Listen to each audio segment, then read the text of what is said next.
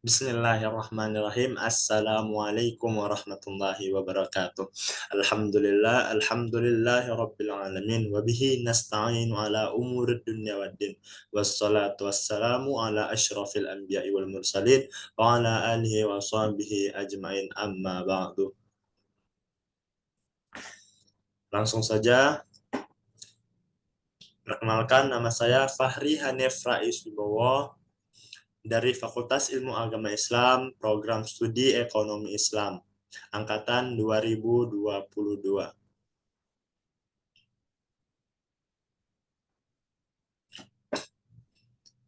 Langsung saja, di sini kami akan mempresentasikan sebagai ujian tengah semester mata kuliah Ulil Albab yang berjudul Menjadi Mahasiswa Ulil Albab yang cerdas, intelektual, dan spiritual.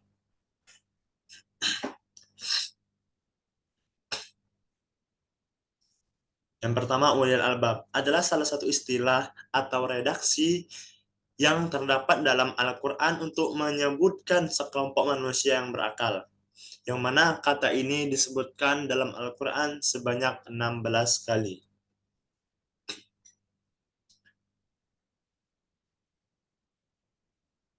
Yang pertama, Ulil Albab. Pengertian Ulil Albab. Ulil Albab terdiri dari dua kata, Ulil dan Albab. Ulil secara bahasa dari bahasa Arab yaitu ulu, yang persamaannya dzu, yang artinya orang-orang yang memiliki dalam bentuk jamak. Yang kedua, albab secara bahasa yaitu dari kata al-lub, yang jamaknya albab, yang artinya berpikir atau si empunya daya fikir. Disebutkan yang lain, arti dari albab adalah saripati atau intisari.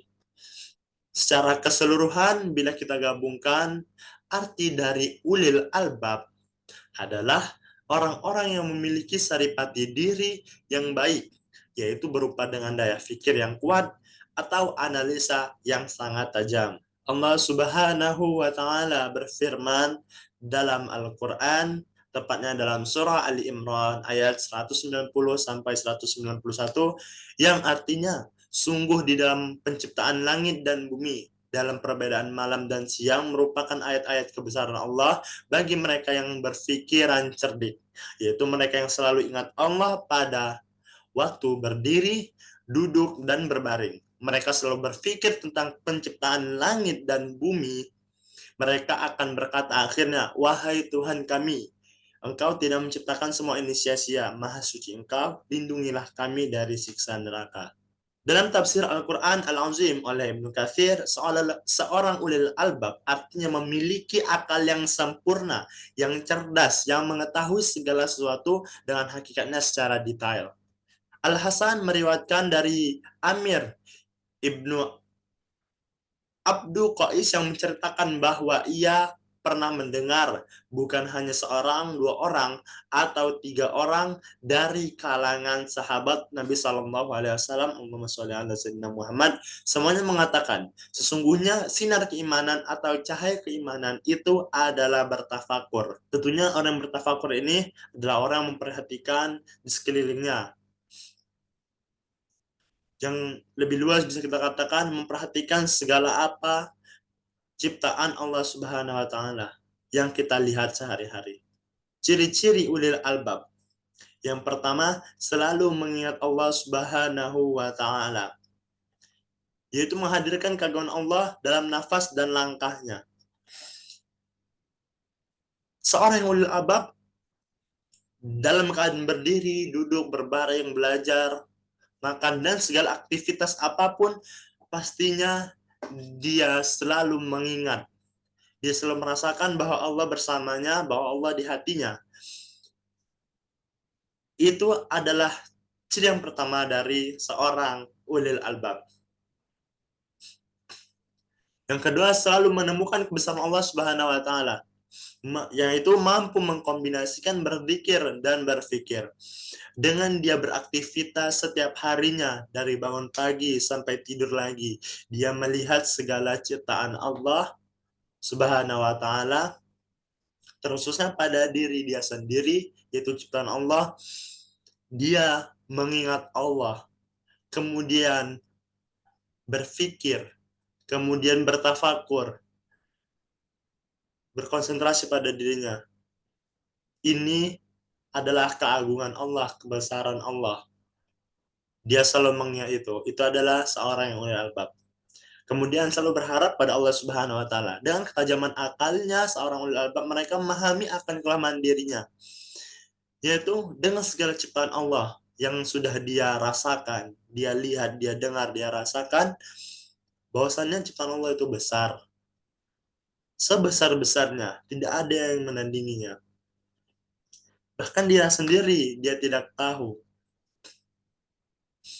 Maka dengan kelemahannya itu, dia hanya bergantung kepada Allah Subhanahu wa Ta'ala, bukan kepada yang lain. Tanda-tanda seorang yang ulil albab. Yang pertama, bersungguh-sungguh dalam menuntut ilmu. Ini pasti. Orang yang ulil albab pastinya menuntut ilmu dengan baik, bersungguh-sungguh dalam menuntut ilmu. Baik ilmu agama yang mendekatkan diri pada Allah, maupun ilmu yang diminatinya untuk bekal di dunia, untuk persiapan di dunia dan bekal di akhirat. Kedua, mengambil hikmah dari setiap kejadian. Pastinya dia memperhatikan setiap kejadian yang ada di dalam hidupnya. Yang ketiga, kritis dalam mendengarkan pembicaraan. Ketika ada orang yang berbicara kepadanya, dia selalu memperhatikan, dia selalu mengamati, menganalisa apa isi dari pembicaraan itu, sehingga dia dapat merespon dengan baik nantinya. Yang keempat, selalu berbagi ilmu pada orang lain. Seorang yang ulil albab tidak menyimpan ilmunya sendiri, dia akan sharing, berdiskusi, sehingga ketajaman akalnya semakin bertambah dan analisis terhadap suatu ilmunya semakin tajam. Yang kelima, hanya takut kepada Allah Subhanahu wa Ta'ala di dunia ini. Dengan ketajaman akalnya dan kejernihan hatinya, dia hanya takut kepada Allah Subhanahu wa Ta'ala dan selalu menjauhi apa yang Allah larang kepadanya. Yang keenam, selalu mengingat Allah dimanapun mereka berada. Segala aktivitas, segala rutinitas yang mereka lakukan, baik berpergian jauh atau menetap di suatu tempat saja, mereka pasti ingat kepada Allah Subhanahu wa Ta'ala. Yang kedua, kita akan membahas tentang ekonomi Islam yang berkaitan dengan program studi kami, yaitu ekonomi Islam di Fakultas Ilmu Agama Islam Universitas Islam Indonesia.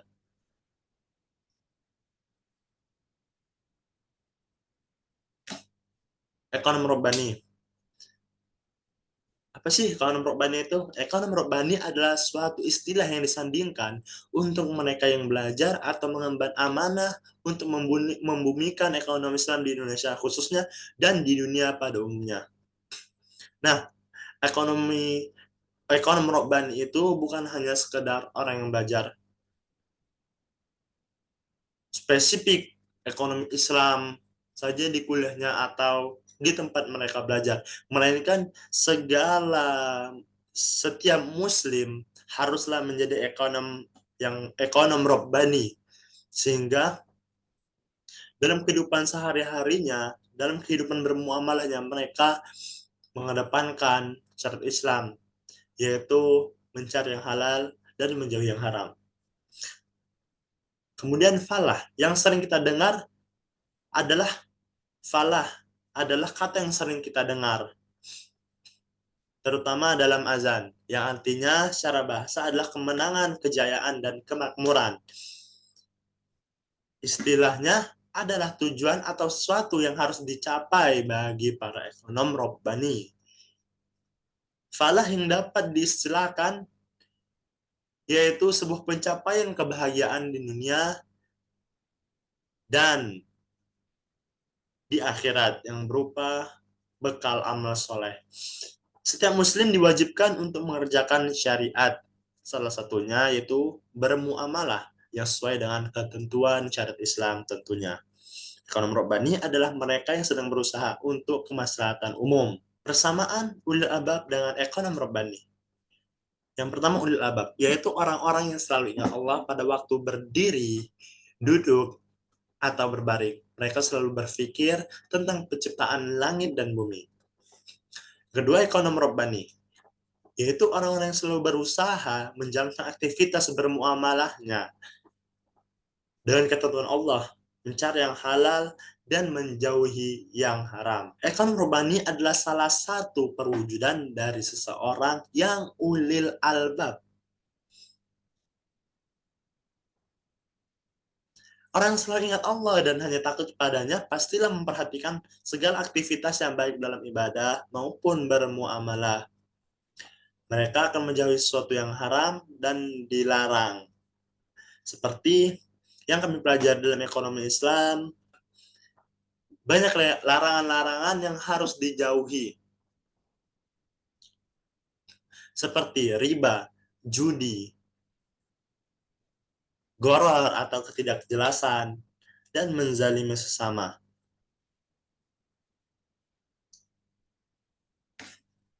Bermuamalah sering disandingkan berkaitan dengan harta, dan harta disandingkan berkaitan dengan uang atau duit, dan disandingkan dengan perbankan syariah, perniagaan, pegadaian, asuransi syariah, dan lain-lain. Itu harus sesuai dengan ketentuan syariah. Apabila seseorang yang selalu bermuamalah dalam lingkup itu sesuai ketentuan syariah, maka insya Allah ia bisa disebut sebagai ekonom Rabbani. Yang insya Allah bisa juga disebut sebagai seorang yang ulil albab. Sebagai salah satu perwujudan dari ulil albab, seorang ekonom Rabbani haruslah seorang pembelajar yang cerdas dan kritis, peka akan lingkungan sekitar, terutama tata cara bermuamalah.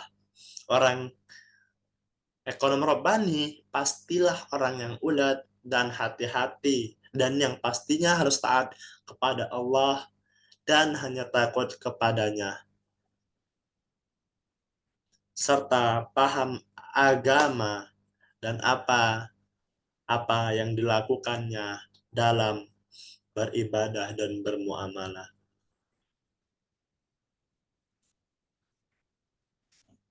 Allah Subhanahu wa taala berfirman dalam surah Al-Insyirah ayat 5, maka sesungguhnya bersama kesulitan itu ada kemudahan.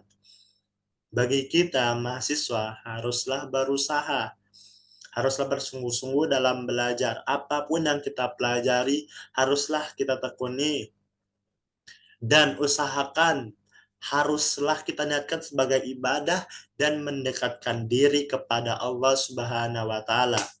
Memohon hidayah kepada Allah agar selalu diberi kekuatan untuk menjalani kehidupan dan menghadapi segala cobaan dan rintangan yang ada di depan kita.